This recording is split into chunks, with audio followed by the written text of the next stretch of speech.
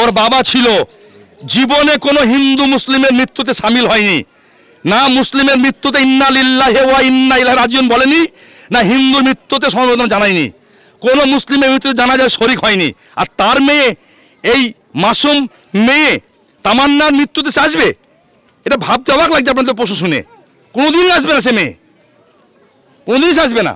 দাদা মানে আমি জিজ্ঞেস করছি 2026-এ সম্পূর্ণ নির্বাচন এই রাজ্যে, তার আগে উপনির্বাচনে যদি আমরা এই চিত্র দেখতে পাই বাংলায়, তাহলে আগামী সময় কি হতে চলেছে? আসলে এটা তো মমতা ব্যানার্জি ভালো বলে, ওদের যারা ভাষ্যকাররা বক্তৃতা করছে তারা উপনির্বাচনকে বলে সেমিফাইনাল আর নির্বাচনটাকে বলে ফাইনাল।